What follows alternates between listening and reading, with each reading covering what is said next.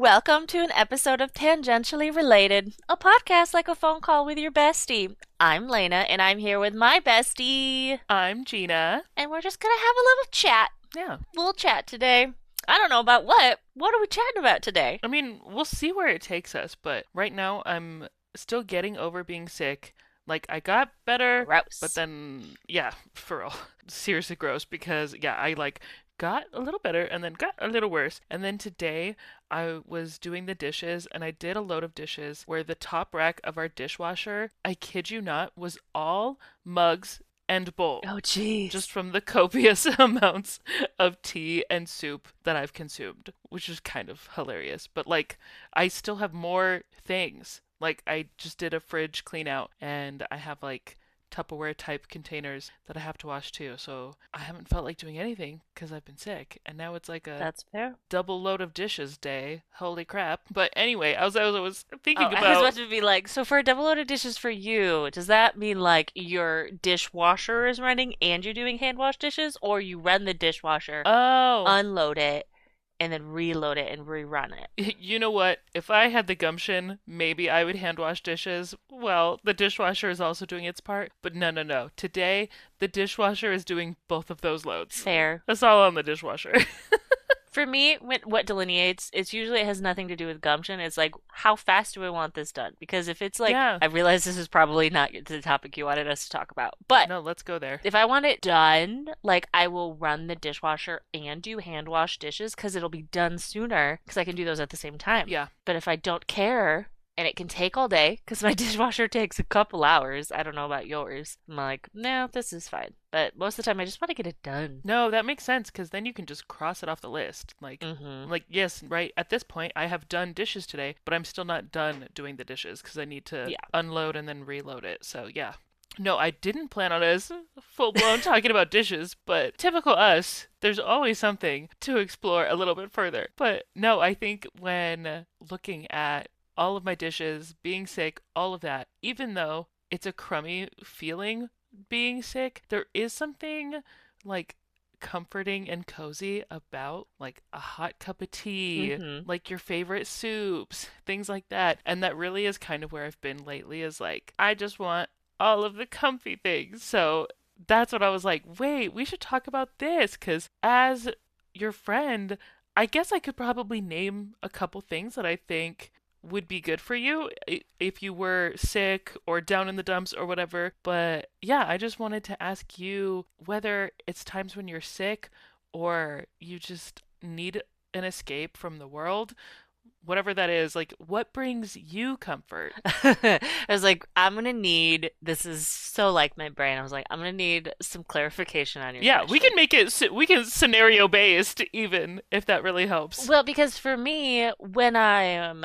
because there's different types of cozy. When I'm sick and I want to be like comfy cozy, which is the situation you just found yourself in, it's like hot beverages and comfort food. But for me, like soup is good, and I eat it when I just don't feel like eating when I'm sick because I'm like, Yeah. I don't want to feel things in my belly. And soup is like nutritious without like feeling like there's ton in your belly, which I realize is so weird. Mm-hmm. But for me, it's like more comfort food where I was like, I want mashed potatoes. 100%. Yes, I was thinking specifically about mashed potatoes earlier when I was thinking about just like comfy cozy things. Oh, so Yes, good. mashed potatoes. So good. I think you and I are the same way where I know I could eat a potato any way. Oh, 100%. Yes, okay, love. And potatoes have gotten such a fucking bad rap when really they're actually quite good for you. Are they a carb and Mm-hmm. are they starchy? Yes. There's also, and okay, dear internet, sure, fact check me. I don't care. Right. But it is my current understanding that if you had a potato a day, basically it would be very hard to be nutritionally deficient Mm-hmm. minus calcium because potatoes do not have calcium in them. But like a potato with like butter or sour cream on it is like actually quite balanced. You have Mm-hmm. to eat the skin. You have to eat the skin of the potato. True. So it's like dear people who are just like, potatoes are bad. I'm like, okay, fuck you. First of all, they're Mm-hmm. goddamn delicious. And they're actually not bad for you. And they're cheap. Yes, that is exactly where the shit like stems from, is because they're cheap. Yeah. There's a weird conspiracy to get us to buy more expensive produce. Mm-hmm. Yep. Well, and like once I really learned about that and realized like stupid capitalism, I swear every goddamn episode Every is gonna come back to episode. my hatred of capitalism. We're here for it. But it's like once I realized like, oh yeah, the reason why people don't want you to buy potatoes is because they're cheap and they fill you up because they are starchy. So it's like we can't sell you more things if you Right? Yeah. if you buy potatoes. And I buy, this is gonna sound so bougie, and it is, I'm not bougie. I buy potatoes from my little like co-op, like my downtown little co-op Mm-hmm. that are grown in my state. Yeah. Because I was like, oh man, that's so great. And I pay a lot of that for them because they're like, they're organic and they're locally grown and all of that things. Mm-hmm. And I do that for a variety of reasons, but they're so good. They're so good. Oh my God. And they make excellent mashed potatoes, by the way. Love. And honestly, it never fails that if I'm trying to self soothe with food, Mm-hmm. a potato is involved. Yes. Yeah. If I'm ever like in a mood, need some comfort, need some consoling, give me a potato Yeah. and a glass of wine and I'm good. Mm-hmm. No, for real. I think like those are already some of the prime ingredients right there. hmm Yes, specifically mashed potatoes are wonderful, but if someone offered me another potato dish, I mean, I'll take it. I love potatoes all the ways. I heard of someone who did a potato party where everyone just brought a different version of potatoes to this party. That sounds like heaven to me. I love this idea. Okay, I know. when we're in the same state, let's make a point of having either like a potato party or even just like potato night, you and me, and we'll do all the things like Love it. baked potato, mashed, scalloped, literally everything. Baked potatoes have been a godsend for me lately because I haven't felt like cooking. Like, it's to the point where I'm just like, I will girl dinner it up just because I was like, I don't want to cook because that means I'm going to have to clean dishes. Yeah. Shit's terrible. But if I make 5 or 6 baked potatoes on Sunday, I can just warm them in the microwave Yeah. real fast and I feel like I still get like nice hot food, but I made it on Sunday so I can make it in like 5 minutes. Why It's do I great. forget about, yeah, just throwing stuff like that in the microwave? Oh my gosh. Also, my air fryer. Mm-hmm. I finally, I think, have like figured it out. Where before I was like, I don't think it's really doing the things it needs because the box lied to me Oh no. and it said you didn't need to preheat it. No, you definitely do. Now Yes. that we've figured that out, I'm much better with the air fryer. So maybe I should do some potatoy stuff in there. That would be good. Yes. I treated myself this year, and I love how I did a hair toss. No one saw it. I treated myself this year and got myself a like microwave air fryer broiler thing. It is ginormous and takes up a ton of space on my countertop, and I don't love that. I'm not going to get into the giant plans I have for my house and why I decided to get this. But this is the first time I've ever had air frying capabilities. French fries in the air fryer are a game changer. I order out so much less because I'm just like, I keep a bag, a huge ass bag Yeah. of Costco frozen fries in my freezer. And whenever I'm just like, I want a treat, frozen fries. It's perfect. That reminds me, I've got like tater tots or like little potato rounds in the freezer. Maybe I should have those later. See, I wondered if we would end up talking more about food and then getting hungry. Oh And sure no. enough, that is exactly See, where I'm the going. time difference is screwing us over in this recording because I have already eaten dinner and I don't believe you have. It's true. So I'm fine to keep talking about food, but we can pivot if you don't want to because the comfort thing, I will admit, I definitely self-soothe with food, and I that is a journey that I've been on and I'm more comfortable doing it now Same. and doing it in a more healthy manner than I used to when I was younger. But as I have grown, the other aspects of comfort are things that I have developed like a little later in life. So because of that, they're a little weird. Mm-hmm. Another big one for like if I want to just be comfy cozy, not if I'm sick, because usually then I'm just like, this gonna sound so gross, but it's like you always get like clammy and sweaty when you're sick most of the time. So this one isn't pertinent to this. I have grown to love a good Mm-hmm. heated blanket. And I know this makes me sound like I'm 80 years old. Yes. No, I am right there with you because I got a heated blanket for Christmas maybe 2 years ago now. Oh, I love it. Game changer. It's It so is so nice. comfy, cozy. Yeah. And I recently got a bigger one and I use it almost every night, which is insane. I used to just be like, Mm-hmm. I don't want to be warm. And I was like, no, I want to be cozy. And you can like adjust the temperature so you don't get too warm. Right. It is, Mm-hmm. it's the height of luxury for me. And I was like, wow, I'm from the Midwest, that's for sure. Right. But yes, And it like not even being a new invention either. Like we have had heated blankets, but yeah, it's old hat. and yeah, the heated blanket has really come in handy for me. Okay, so we do now we have expanded beyond food and drinks since we've talked about potatoes, wine, now heated blankets. Do you have a comfort movie or TV show? I was going to pivot to this because I was like, oh my gosh. I also really just love talking about this in general, where Mm-hmm. comfort TV shows and like rewatching shows over and over again, it's like your security blanket for your brain Yeah. because it's something you know and you love. For me, it depends. Mm-hmm. As you are aware, I only watch one thing at a time. True. And usually it is like I am dedicated to that thing. So if I ever am just like having a shit day and I was like, I want to watch something I've already seen, it is usually tangentially related to what I am like obsessing over, if that makes sense. Interesting. So you don't have like these are the go-tos. Mm-mm. For example, right now, I might have mentioned this previously. I have started my supernatural watching. Mm-hmm. I have gotten to the point, I'm on season 6 now, Whoa, powering nice. through.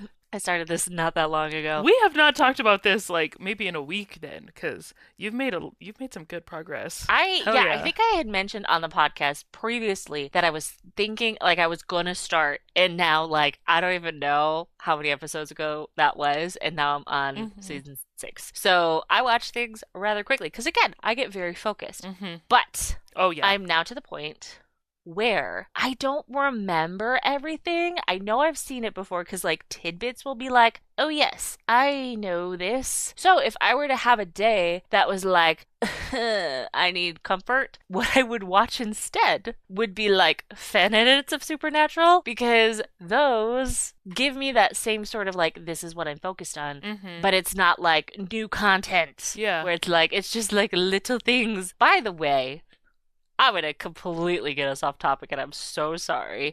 Fan edits are the goddamn best. I love them so much. It is Yeah. an underappreciated art. Mm-hmm. I will pontificate on the masterful editing and skills of a good fan edit like nobody's business, especially because I edit so much in my day to day. Yeah. I know how hard that shit is. True. Yeah. And just to do it, you will never make any money from this. You're doing it because you love it. Fuck yeah. Mm-hmm. I appreciate you and I see you. Keep doing it. Oh my gosh, Yes. yes. And as a consumer, like the show, the movie, whatever, it's usually over. And we just want more. So if you find a different, unique way to spin some of the same clips I've already seen, give it to me. Love it. I Yes. will watch a fan edit. Yes. Okay, was it in your algorithm the Alex Warren Eternity song when it came, like when he was promoting it? I don't think Okay, well, so. A, that's heartbreaking. It's a good song. It is mopey, Mm-hmm. not in like a bad way. Sorry, that sounds like I don't like it. I actually do like the song. Hey, we live for an emo moment. That's fine with me. Yeah. Well, okay, so the story of the song, just I'm gonna ruin it for you, sorry. Okay, that's fine. He wrote it about, because I think, and I'm sure I will be corrected if I'm wrong on this, but he wrote it about his experience of losing his parents Oh, jeez. and like the emotional journey through that. And like the chorus is like, it feels like an eternity since I've had you here with me, like all this. It's really good song, even if it is depressing. Mm-hmm. But. The theme was comfort, so I'm curious where this is going. Oh, well, I've gotten us off topic, but Well, okay. We're getting sad now, which is fine. because the Merlin fandom, the BBC Merlin fandom, of which I am a part of, Mm-hmm. rest in peace, Merlin fandom, you'll never die, but the show has been done for so long, but they came out of the woodwork because this song, like, perfectly fit the ending of this series, and there were so many good fan edits that I was on Okay. TikTok being like, yes, give me all of the depressing Merlin fan edits, but they were amazing. And I'm just like, oh my god, so many of these fan edits are done by such talented and artistic people, and I was like, I know you're That's so doing this cool. just because you love it, and I love that you love it, and I'm enjoying this thing that you made just because you wanted to, and it's beautiful, and you're combining two things that really have no connection whatsoever, but you're making the connection, and I love that so much. It's great. Yeah, no, I love that. Okay, so yeah, I wondered if you were going to have a movie or show or something, but yeah, I think just whatever the current fixation, Mm-hmm. show, movie, whatever thing is, and then fan edits of said thing. Yeah, Yes. that's comfy, that's cozy. I still like that. Mm-hmm. I have a few go-tos. Like if I was currently watching something, I would totally dive into the current fixation TV show. Mm-hmm. But otherwise, I have actual like go-to comfort shows and movies. Some of them are weirder than others. The most common, normal one is Gilmore Girls. I was about to say, I was like, I know Gilmore Girls is one for you. Yes, love Gilmore Girls. If I just don't know what to do, don't know what I want to watch, Gilmore Girls is there. Mm-hmm. Also, if I really am like sad, going through shit, I just want to lay on the couch, Gilmore Girls is there for that too. Definitely a go to. I know other people will feel the same way. But then there's like the most random movies that also just, I don't know, bring me peace. There is something about Zack and Miri make a porno that is just like so comfort movie I to me. do remember you telling me this once, and I just remember laughing my ass off. You're like, Because what I is was your like, problem? what? Hey, I'm not gonna yuck anyone's yum. If this brings you comfort, great. It's just so good. For anyone out there that hasn't seen Zack and Miri make a porno, add it to the list. Which is me. I have not seen this. Okay, you'll have to add it to the list I for need sure. to make this list an actual physical list because at this point, I'm pretty hmm sure it just goes on forever in my brain. And I was like, this is a problem. Nothing's ever gonna happen. Oh my gosh, it's so funny, but I just love the relationship between Seth Rogen's character and Elizabeth Banks' character, Zach and Miri. And so they're just, oh, it's just so good. Like, it's got comedy, it's got like romance. Like, once you watch it, the coziness might feel a little bit more Hmm. evident. And you're like, oh, okay, I get it. But just saying the title of Zack and Miri Make a Porno as your comfort movie, it And you're just definitely like, comes what the off a fuck? little odd. Yeah. I want to interject with a fun Elizabeth Banks story. Ooh, tell me. So, I had the privilege one year of work sending me to South by Southwest. And I will freely admit, I Yes. never would have gone, like, I never would have been able to afford to go by myself. So the minute my boss was like, hey, do you want to go? I was like, yes, Absolutely yes. absolutely yes. And it's so funny because I am a homebody. I stay at home. I don't like talking to people, but I was like, I don't care. I'm going to make myself do this. And I had a great time. I went with another coworker and she was like, you know, you don't have to do everything. You don't have to constantly be busy. I was like, I will never be back here again. I'm going to do all of the things. Right? So, There's probably different tier level things. So I think it was like a decent tier. Yeah, yeah. no, I totally remember. Mm-hmm. Absolutely. Like you were taking advantage of the opportunity. I 100%. totally agree with that. But one of the very cool panels I got in on was a interview basically with Elizabeth Banks Mm. because she was there. Hilarious, great, love her so much. I actually don't even remember what she was there promoting. I was just trying to think I about was it. like, oh, okay, I'm gonna have to look at my phone. But the thing that sticks in my head so much, and the reason why I love her to this day, like she's stupid talented, all of the things. But one of the reasons why I have like fallen further in love with her was because at this panel, did the interview, did all the promoting things, totally great. Q&A started.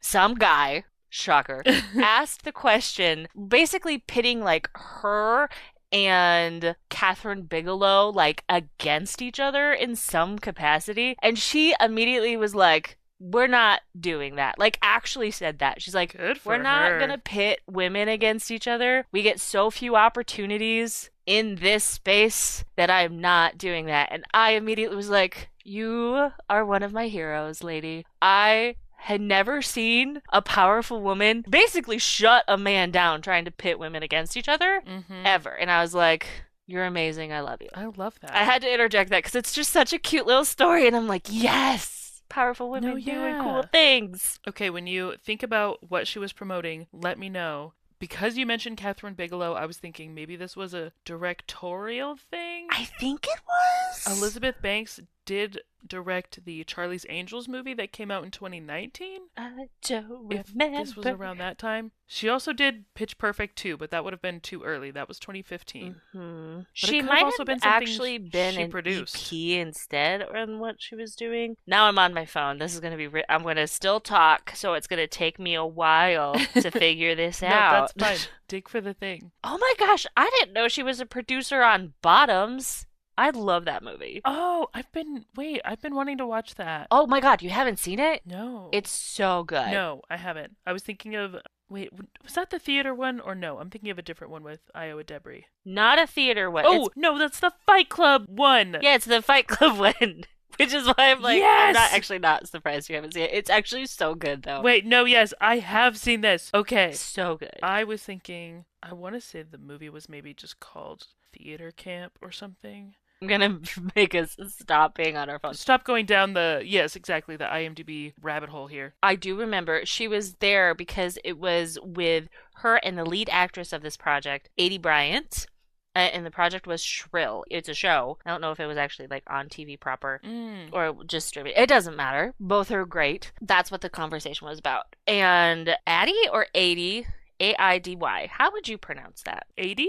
That's what I thought. I feel like I'm mispronouncing I it. don't know. But the show actually premiered there too, and I did see the first 2 episodes while I was there. Doesn't matter. It was great, but that's what they were Very promoting. cool. Nice. Okay, cool. Seriously, just getting to witness that moment of Elizabeth Banks just being so badass and yet so classy in person too. Magic. I love that. That would definitely be something that I would hold on to. Yes. This is the takeaway. Not only is she awesome for doing that, but also as a reminder to be that person too and to shut down the bullshit. Because, yeah, I'm not comparing myself to another woman who is also successful in the business. We can all be successful and do our things. I'm now thinking, and I do not want to continue going down the South by Southwest rabbit hole, but every like super strong memory I have is all about badass women, which, that makes sense. I love that. Maybe I'll tell those stories some other day, but it was just one of those things where it's like, Yeah. man, that's cool. I hadn't put that together. It's really funny as an adult, like being able to look back and be like, oh, wow. I was always a very, very feminist person, and maybe I just didn't realize it. Yeah, I've sort of thought about that more as an adult, especially in the last few years, being like such a Disney loving person. I love going to Disneyland anytime that I can, and it's usually their nighttime spectaculars that compile a bunch of different clips from movies, especially from my childhood. I love, and then even like modern day Disney films that have become classic and beloved as well. But it's certain scenes, and especially these like princesses that weren't always considered princesses, they sort of fall in the off tier, like Pocahontas or Mulan, characters like that I watch that as an adult, I'll start to tear up because I'm just like, you go, girl. Like, you fight for the thing. You do, what is right for not just yourself, but like for other people. Something about these strong female characters that are also fighting for the voiceless just moves me. And I have always loved those characters. So, yeah, I think same thing. I was a little baby feminist and had no idea. Baby feminist. Yeah. Growing up, realizing, oh yeah, I've always been this. No, right? Like, no one should have been surprised when I was like, hey, that's not right. That's not We're right. all equal. That should be the same. I think it's really interesting that I also like Mulan, yes. Pocahontas, yes. All of these like princesses that are not like traditional princesses. Like before we got like the next like wave of Disney princesses that were a little more like, yes, of course, I'm a badass sort of thing. Do you know what I'm talking about? I think I know what you mean. Like, you mean like modern day female Disney characters? Kind of. How do I put this? Mulan and Pocahontas specifically, I think we're a little ahead of their time. Are they a little problematic now that we've like developed as a society and you're just like, oh hey, not perfect stories, of course, because that's what you do with art. The society progresses and you look back and you're like, okay, great for its time. still got problems. Mm-hmm. But they were ahead of their time in the fact that, like, they weren't traditional princesses like Cinderella or like even Beauty and the Beast. I love Belle, like, so Love much. Belle. Yep. But still kind of like a traditional woman in a sense. Like, yeah, she read, but still was a very like feminine Mm-hmm. princess, for lack of a better term. Yeah, yeah. Oftentimes we see her in a ball gown. So Hmm. yeah. And there's nothing wrong with that, but like Pocahontas and No. Mulan were very, very different. And then we got Mm-hmm. like the next wave where I love how I immediately go to like Moana. And I was like, there's a big time gap. I know there are other No, princesses. true. There is a big time gap, but that is a good example. Moana's a very different type of Disney princess. They're more complex characters. They're not like kind of shoved into these roles of femininity as much, Mm-hmm. which is great. Love that. Where was I going with this? God damn it. Fuck. I don't know. If you find it, feel free to throw us back there. I just thought of another Disney leading lady that I loved as a kid, so I have to mention real quick. I adored Esmeralda from The Hunchback of Notre Dame. Yes. Oh my gosh, but also same thing. Very powerful, outspoken woman. A little Problematic. problematic. We wouldn't exactly make that same film today, but fantastic music. She was such a strong character. Like, there are lots of good things to pull from that. I really don't remember where I was going with this. Hmm. My brain is just like, nah, it'll come to me next episode. And I'll be like, hey, remember that thing we talked about last time? Or just in the middle of the night, you'll just wake up and be like, Elsa and Anna! or You whoever. joke. That has happened to me regularly. This is true. Where I'm like, shit. Yeah, no, I think I got a late night voice note from you one time because you were like, this is the thing. That might happen tonight, being like, oh, hey, remember? I welcome it. This is what it was. We can talk about it next time. Yeah, I honestly don't remember. And now I just kind of want to watch Disney movies. Yes. Okay, this is really random, Yes. but related, I promise. What is your favorite B tier Disney princess movie? And what I mean by this, not that it's worse or bad, but it was not the original Disney princess movie. For example, mine is Beauty and the Beast Enchanted Christmas. Oh. I almost like it better than the original Beauty and the Beast. Mm-hmm. I do love Enchanted Christmas. Oh, that's a That good is one of the question. movies I watch every single holiday season, regardless. Like, even if I'm Love. not in the holiday spirit, which happens sometimes, Mm-hmm. holidays are complicated, I will watch that movie. Like, it's Yeah. one of the few where it's like that. And there's a Netflix rom-com that I've fallen in love with called Love Hard that has made the list the last couple of years. Yes! So good. Love Heart is So so good. good. I had kind of forgotten about it and then watched it again this Christmas season, so that one's definitely up there. Okay, goodness. Okay, kind of like a Princess B-side. If you don't have one, that's totally fine. Actually, some people don't even know that there's usually more than one movie Mm-hmm. with a Disney princess. Obviously, like Frozen had Frozen 2, and they're like bigger now because Yeah. I know you love Disney. Disney loves to make money, so they will milk an Yes. IP like nobody's business. Very true. So there will be sequels. Goodness, I don't know that I could think of a good example quite like that, but there are definitely princesses that are actual princesses that people might not think of right away. I do love Wreck-It Ralph.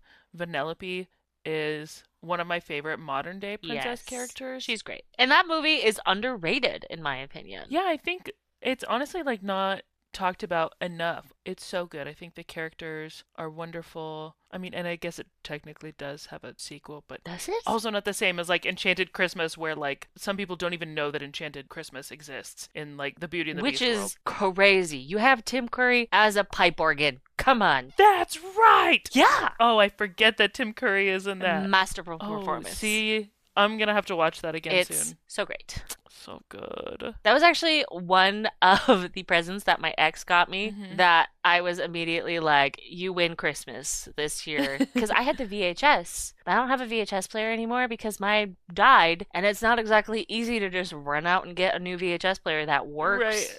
They Mm-hmm. got it for me on Blu-ray, and they had to get it off like eBay or something because you could only get it by like sending the box tops or whatever Disney's Yep. equivalent is. I don't even, it wasn't box tops, No, obviously. yeah, it was like a by mail sort of situation Yeah. though. You're right. And then a lot of those movies would go back into the Mm-hmm. vault, and so Disney like wouldn't release them again. Yeah. Yeah. So that was immediately you win Christmas sort of situation. Not that Christmas is a contest, Hmm. obviously. No, but I totally understand. Yeah. It was like one of the best gifts I've ever gotten, and it was a I Blu-ray. love that. Yeah, but it's thoughtful. It's a hard to find Mm-hmm. Blu-ray. I've totally been there, so I get it. Oh, okay. All right. I'm gonna have to think maybe more about some of these Disney characters or maybe just other leading ladies for a future episode because I really could go off on this for a while. I know you could too because we just keep I thinking know, right? of other movies and other things. Mm-hmm. So, all right. I'll have to write these ideas down for next time. I like that we did end up in such a happy place, starting out talking about Yeah. being sick, and then now onto our favorite Disney princesses and just not just princesses, but like those badass female characters from our youth. I am so glad that we had characters like that. Yeah. Love. Well, thank you so much for listening to Tangentially Related. Keep on coming back for more random stuff. And if you're leaving this episode feeling hungry and still thinking about mashed potatoes, you know what? Me too. Go make some mashed potatoes, and we'll see you on the next one. Okay, bye.